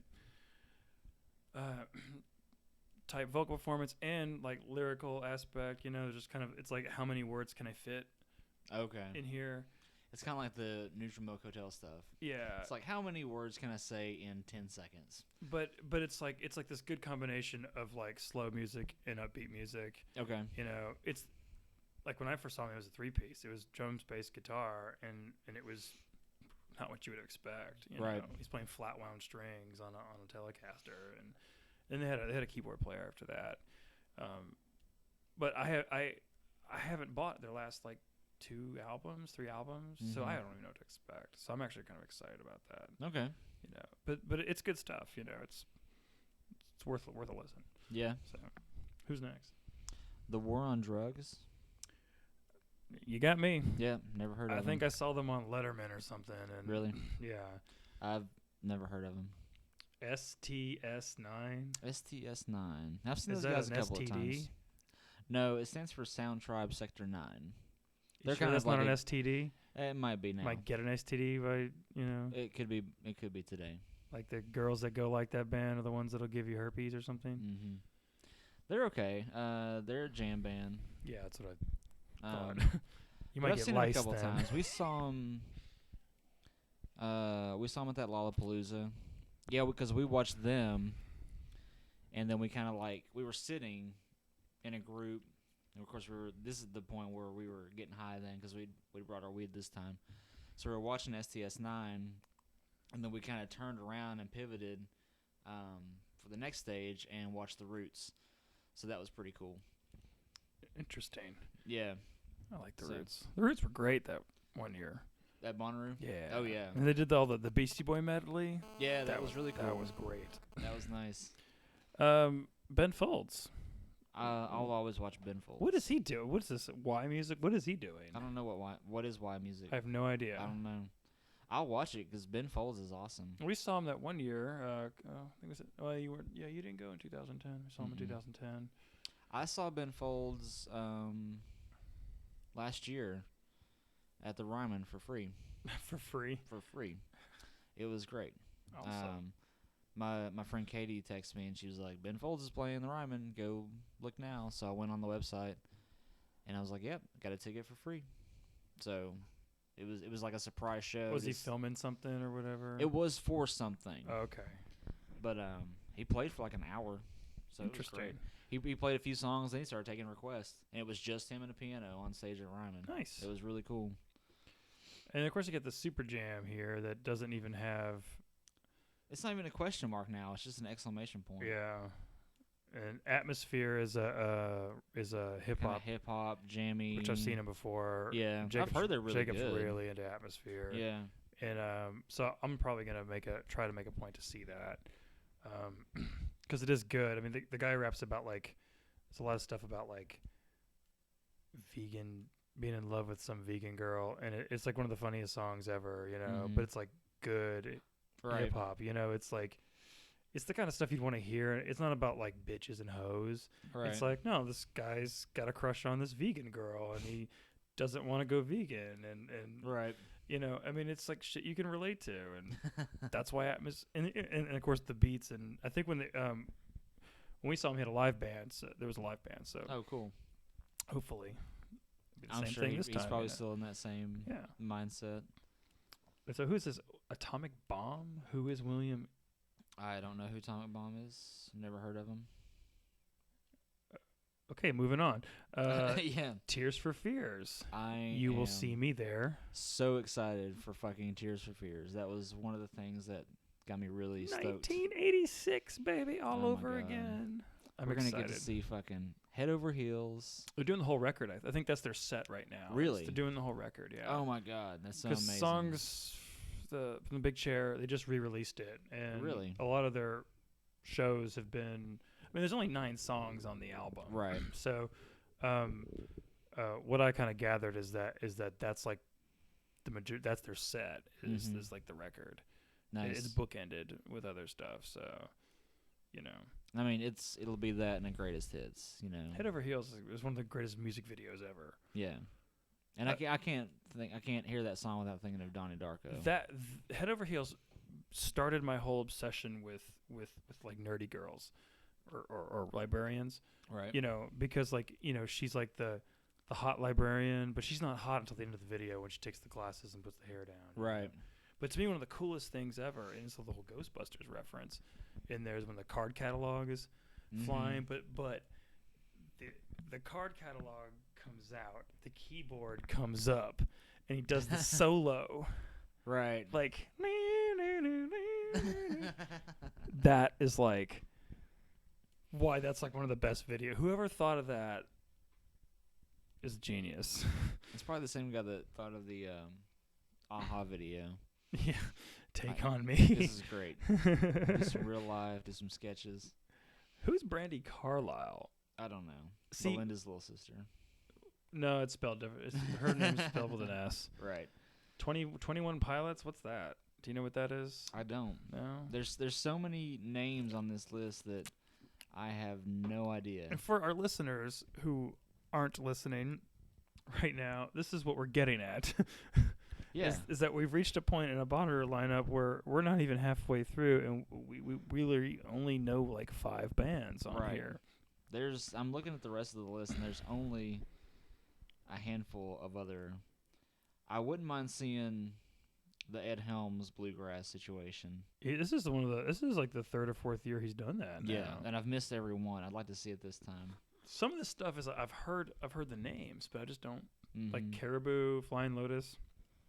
Of course, there's those really awesome dudes, Earth, Wind, and Fire. Earth, Wind, and Fire. Which I'm gonna check them. I'm gonna actually. Cause I saw them once at Beale Street, like Mm-hmm. in '98, '99, Right. and it was just everything you would expect out of that. Mm-hmm. Out of like a 14-piece band, horns, and it's just one of those like you got to witness it to really see how awesome it is. And don't you like this band Punch Brothers? Yes, I do. I definitely want to see them. They're a bluegrass outfit. Yeah, I'll have to check that out. They're really good. They're actually playing Bonnaroo or Ryman here in Medeski 5 Martin. days. Oh, really? Yeah. Gary Clark Jr., I want to see that guy. He is awesome. He plays on the new Foo Fighters record. Oh, okay. And we'll be seeing him open them up for Foo Fighters in October. He's going to be their opener. Oh, okay. But I'd like to see him at Bonnaroo too. Nice. Medeski, Schofield, Martin, and Wood. They're always adding like different names. Yeah. And Tove Lo. Cassio has been telling me that Tove Lo is some good stuff. Okay. And he's like, which I think that was the band he used as a reference when we were discussing. He said this is a year where there's no major headliners, so all these smaller acts have to step it up. Mm-hmm. This is a year that a smaller act can become a major headliner because there aren't any. Right. So he was telling me Tove Lo is going to be something. He said I would like it. So, and usually he's right when he says shit like that to me. So, okay. Run the Jewels. I know who that is. Yeah. It's a rap group.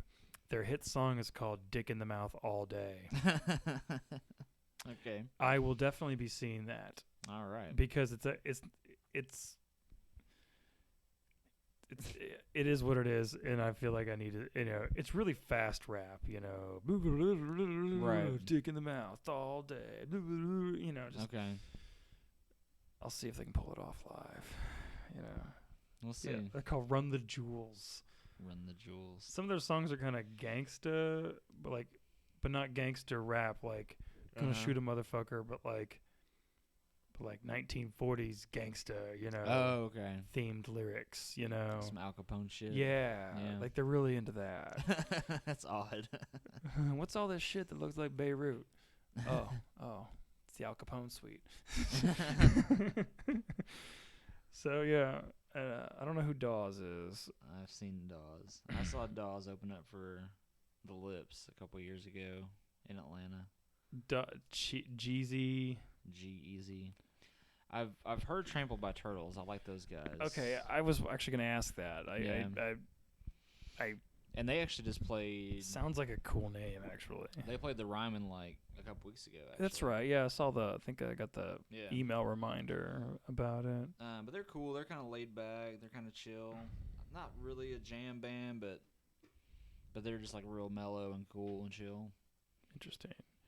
And just kind of going down here, it's just, Sturgill Simpson I've heard of, never heard. Moon Taxi. I think we saw Moon Taxi, if you remember, on Thursday night that one year. Yeah, I told Zach that we were eating ice cream by the Ferris wheel, and Moon Taxi was playing, but they were playing Rage. Yeah, they were playing some Rage stuff because Zach said they love playing like Rage Against the Machine. They play like a few shows of just Rage covers. They do a lot of heavy stuff. Yeah.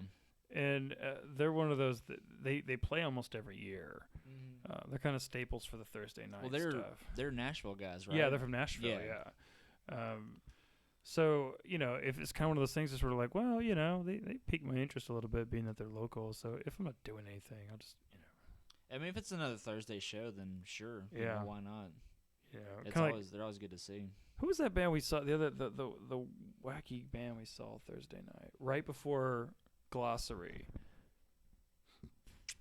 I couldn't tell you.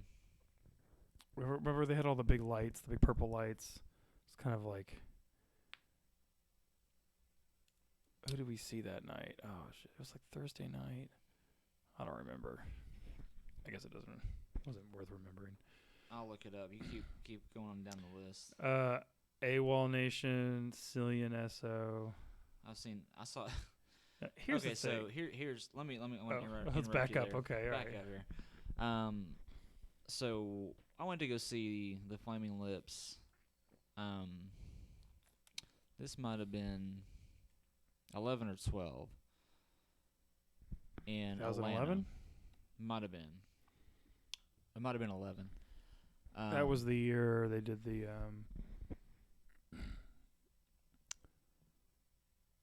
not Race for the Prize, but you know what I mean. Soft Bolton all the way through. No, this was after that. Okay, so the year after. Maybe before that. Actually, I'm on set list, so I can look that up too. So I went to go see him in Atlanta, and this was in Centennial Olympic Park, so it was like a free show. Oh, you went to that show? Yeah. Okay, yes. I've seen him twice in that setting. Yeah, because you called me. Yeah. You weren't gonna go, and then you decided to go, and then you were like, "Hey, I'm gonna go tomorrow," and I'm like, "Fuck, I can't go." Yeah. So we went down there. Me and my friend Sam. Yeah, that's right. Yeah. You called me like I wasn't gonna go, but now I'm gonna go. So do you want to go? Yeah. So we did that, and it was like all these shitty bands we had to watch. And the Flaming Lips. And then the Flaming Lips. So we sat there all day. We saw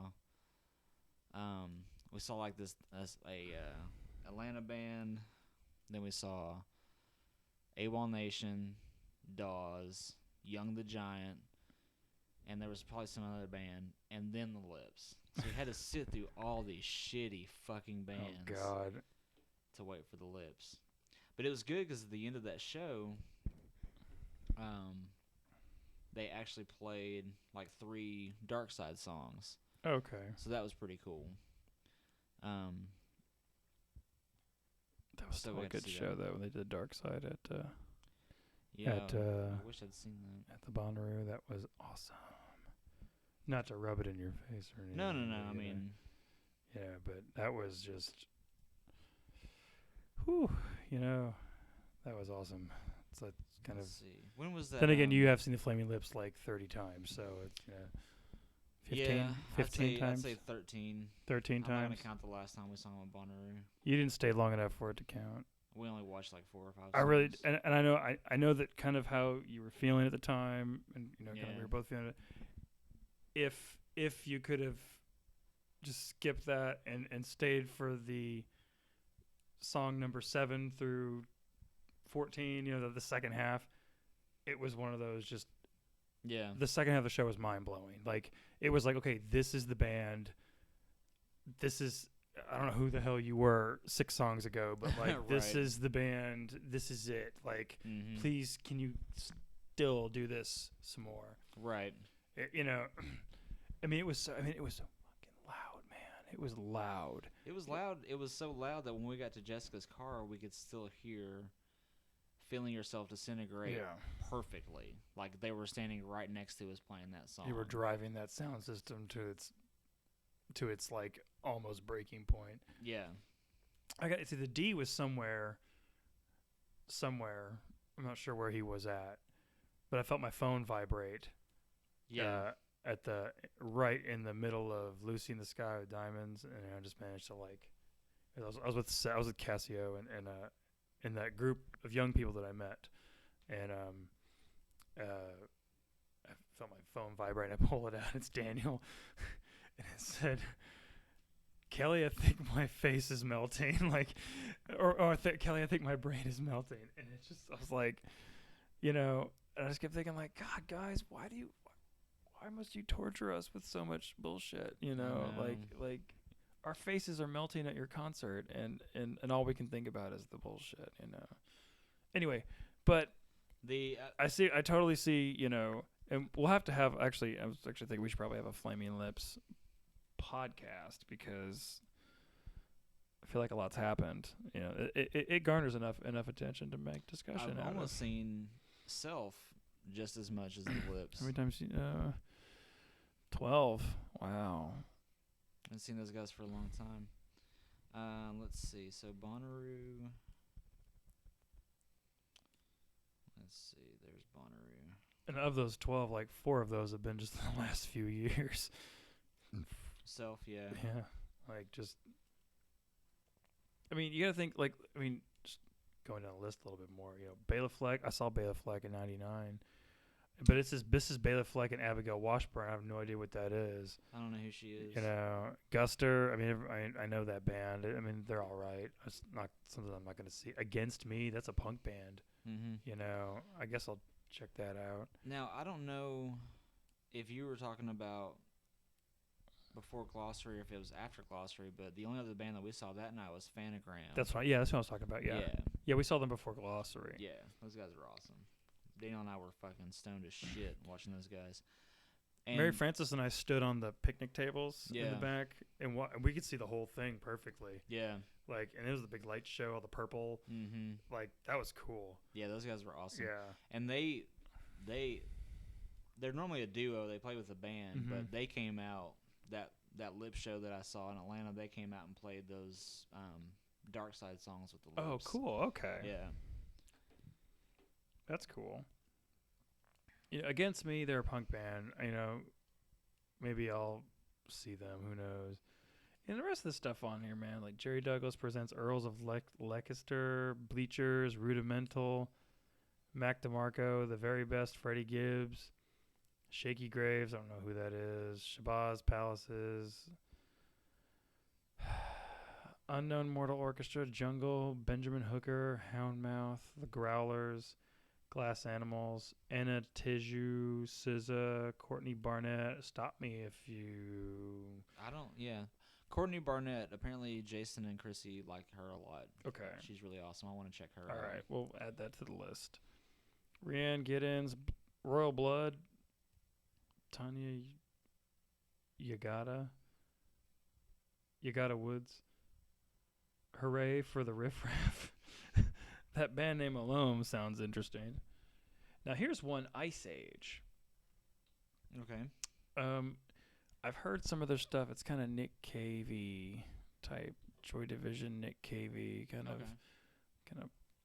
of ish. Yeah. I listened to some of it, and based on a recommendation from somebody, they said, "Oh, I think you'd like that band." And when I saw them on here, I was like, "Oh, okay, I'll get to check them out." I mean, they're so low on the list, they'll probably play early, so right, that'd be kind of cool. Temples, Between the Buried and Me, Rusty, Rin Weaver, Woot Upward, Pokey Lafarge. Pokey Lafarge, yeah, he's awesome. He's a Nashville guy. Oh, okay. He plays some bluegrass. I've seen him with Jack. He's good. He's really good. I mean, in the rest of this list, I don't even know. I don't know if he's a Nashville guy, but he plays a lot around here. Catfish and Bottlemen. Ugh, don't know who that is. Blah. I mean, so you get so like our listeners understand, get what we're saying, that like this is not at all what we were expecting. Like no, like all the hype and no, just this is not what we were expecting. No. Of course, we're always expecting Prince. I mean, yeah, where's Prince? Can we why doesn't Prince just play like 5 hours and just be done with it? And and one of the things that Anna works at 5 Senses, she pointed out, she said, she's where are all the jam bands, and she's right. Like I see a huge lack of that this year. Right. And me as someone who's not really into that, but I'm still sort of like, yeah, she's right. Like, where's Dave Matthews? Yeah, like, I mean, like he was one of the. I don't like Dave Matthews Band, but I would still much rather sit through him than Deadmau5. Yeah. You'd still be entertained watching Dave Matthews Band. Yeah, I guarantee it. I saw him once at the Beale Street Festival. It's like 2000. Yeah, it was in 2000. No, 2001. That's what it was. They put on a good show. I've seen him it was several good. times. Yeah, like it wasn't terrible. Right. It was good. It's good musicians in that band. Yeah, they're all fantastic. I mean, especially the drummer, fucking Carter Beauford, is amazing. But I would much rather sit through that than some of this other junk that they have here, and and part of me wants to be proven wrong. Part of me wants to show up and see a bunch of these people I have no idea who they're talking about, and walk away thinking like, oh, that was awesome. Yeah. Like, part of me is really hoping that, you know, but my hopes aren't that big for that. No, I don't have high expectations for this Bonnaroo. But I feel the need to be there or to go, mostly because I have an opportunity to go anyway, you know. Right. And it is in our own backyard. I mean, it's just right over there. I mean, you know, I do feel a need to go, but like I kind of hope that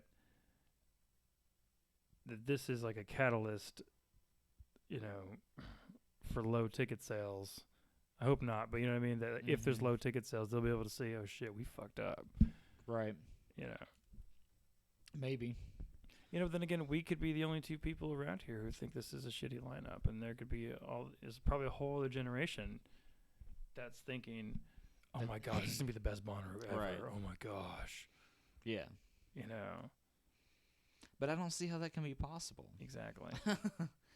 Like when the lineups come out, there's always at least like the top 15 bands are like, holy shit, I can't believe all those people are going to be there. Mm-hmm. And now it's like, I can't believe those 5 bands are going to be there that I want to see. You know, I think now they're supposed to announce some more stuff. That's what I keep hearing, supposedly. But I don't know.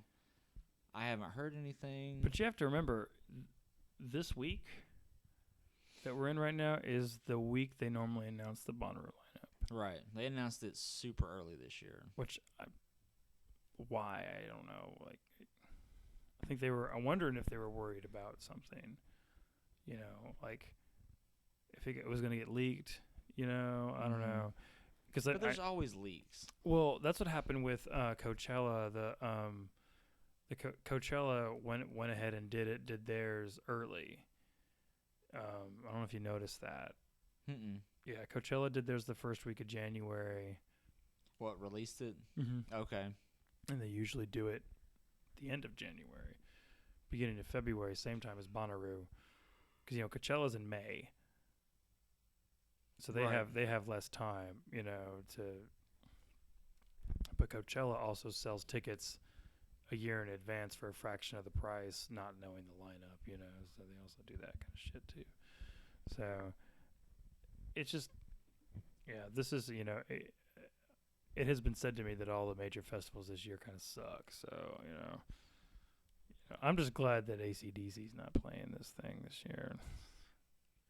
No, man, the Shaky Knees Festival in Atlanta looks really awesome. Yeah, I know. I'd love to go to that. Yeah, it's a lot of cool shit. But I also think that we've been spoiled the last few Bonnaroos. Wouldn't you say that?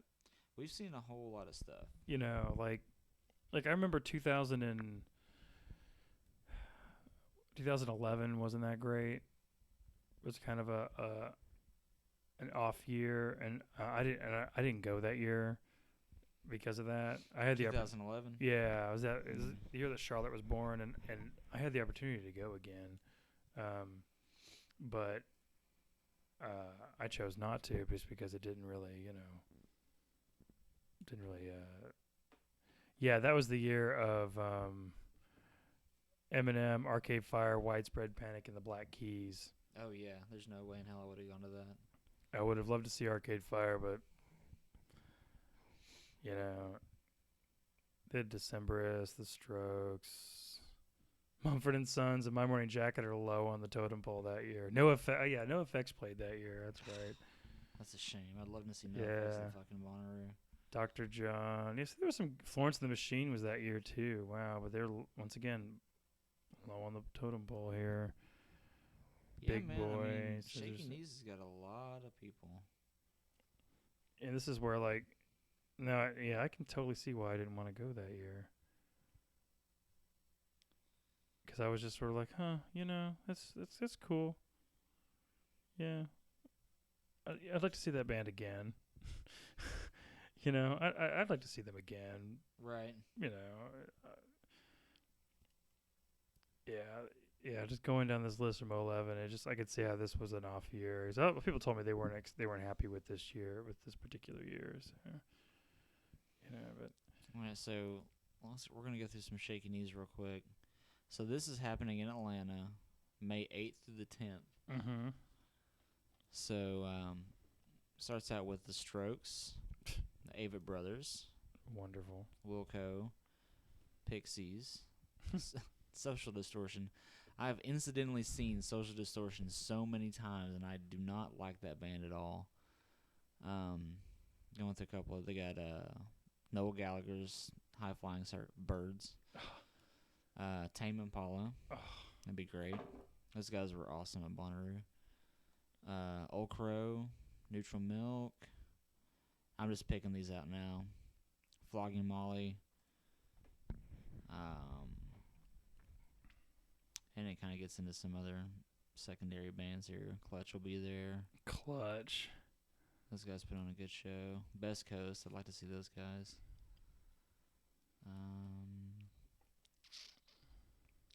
Mariachi El Bronx, those guys are awesome. The Mountain Goats. Oh, it's a 3-0, so this is... Oh, I see what this is. This is their version of... Probably their version of, like, Forecastle or... Music Midtown. Yeah. But the thing is, you know, you think about it, it's like, hey, you know, there's a lot of bands here, and I'd really like to go see these bands. But then it's like, well, then I've got to get a fucking hotel for 3 days. Yeah. I've got to do this. Yeah. I'm going to spend like $500 just. Ryan Adams is on this list. I don't give a shit about Ryan Adams. Mike Viola's playing guitar for him right now. Oh, you told me about that. That's Produced right. his new album. That's weird. Yeah, it is weird considering him and Mandy Moore are getting a divorce, and Mike Viola has co-written half the songs and produced Mandy Moore's new album that's yet to come out. Strange. Awkward. Very much. Yeah, that's you know, yeah. When I read that, I'm like, is this a joke, or is this just gonna be like Death from Above? Huh? And do you see the picture of Neutral Milk Hotel on there? No. It's like. Is it an old one from like very old 98? One. Yeah, because it's like you see them now, and they've all got long ass beards and long hair, and those guys are all. They're all trimmed. In their 40s. God, yeah. Interpol, Built to Spill's playing this festival, and they're not playing Bonnaroo. You've got to be kidding me. I mean, dude, this is highway robbery, man. But you know, like dude, you said, Ride is playing Shaky Knees. I don't know who Ride is. You don't know who Ride is?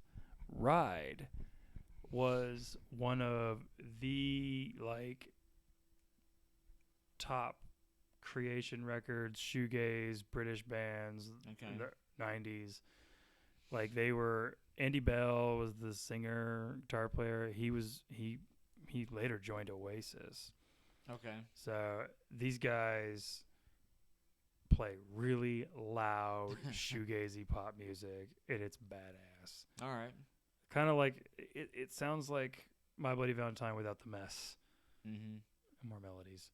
Okay. More like they do like these like 3-part harmonies that are really weird because they don't sound like 3-part harmonies, but it's 3 guys singing. Mm-hmm. You know, and they're British dudes, so you know they do like these like more like mid-range harmonies. You know, they don't go this high, but they're staying here and they're together. You know, and it's good stuff. But they're playing on. This is ridiculous, man. Like, this is what I was expecting Bonnaroo to be like, because I was like, all these bands are on tour, man. Mm-hmm. All these bands are on tour. Maybe they'll play Bonnaroo. Oh look, the both Amy Mann and Ted Leo. Where the fuck is that? I know. I'd love to see that at Bonnaroo. That'd be so great. Where the hell is? I mean, I love Amy Mann. She's awesome. She's awesome on. Do you guys watch Portlandia? Yeah, she's hilarious. She's fucking awesome on Portlandia. Don't tear up. Oh, it's the picture of Sarah McLachlan. Oh, gosh, come she's on. Nice. She's nice. And then she's outside fucking weeding. Sarah McLachlan. New artist added to Shaky Knees. Ride. Oh my god.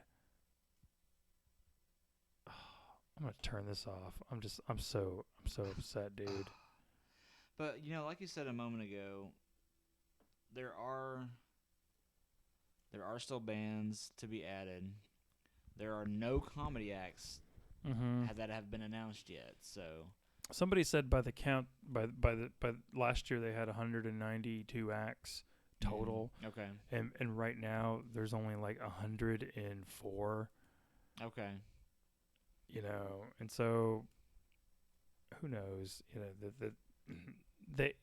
I feel like they came out and announced the lineup early for a reason. Right. Part of me wants to believe that there's something bigger. If they want us to get pissed off about it, I don't know. Hopefully they're just like holding back like the big guns. That would be great. Like Prince. Yeah, we're gonna have Prince. Psych. We got Prince. We got fucking Prince. Psych. We're just kidding. Fuck Billy Joel. But see, even Elton John was he was like the third name. There were like two names before Elton John last year. So like he wasn't even. Why is Billy Joel the main headliner? That's just so odd. There's got to be something else. There's got to be something bigger. Yeah. I mean, who? I don't know. The thing is, like, Elton John wasn't even on tour last year. I mean, that was a one-off. Yeah. Billy Joel's not on tour, dude. This is a one-off. Well, that's like Tom Petty the year before. That was a major one. I heard they had to pay a lot. That cost a lot of money. Yeah. Like these things, when Eminem played in 2011, that was majorly a one-off. Yeah. So you have to wonder, are they blowing their budget on a lot of stuff, on stuff like that, I mean. But I don't see how, if they can get Paul McCartney, I mean, that's got to be like one of the highest, priced acts to ever come through Bonnaroo. Mm-hmm. So. Get a fucking Beatle. I mean, come on. Yeah. I mean, come on. It's a Beatle. Right. Who was the main headliner last year? Who played Friday night? Shit. Who did we see? I mean, we saw. So I remember we saw Janelle and then Split on Friday. Yeah. Yeah, because we left. Oh, Kanye was Friday night. That's right. Kanye was one of the big names last year. But who was? It was somebody else in Kanye. Yeah, because we Jack White was the big Saturday night. That's what it was. Jack White. Jack White. Yeah, we often forget that. It was Jack White, Kanye, and Elton John. Those were the three big ones. So there's got to be two more. There's got to be two more names. Yeah. Before you can't tell me Deadmau5 is a main stage headliner. Right. They're not going to put an EDM on the main stage. No. Why would they do that? Because the main stage wouldn't even stay open. It doesn't stay open that late. Yeah. Yeah, Deadmau5 ain't going to play till 2 a.m. There's got to be another headliner. There's got to be another big name. That's what they say. Yeah. That's what they're saying. That's what they're saying. And with that, we bid you a farewell. Adieu. Adieu. You are listening to Who Is They? Who is they? Who is they? And they're always saying something. Yep. They're always talking. So, thank you for listening. And we will be back. Soon. Hopefully without too much time passing. Mm-hmm. All right. That's it. That's it. We're done. Have a good one.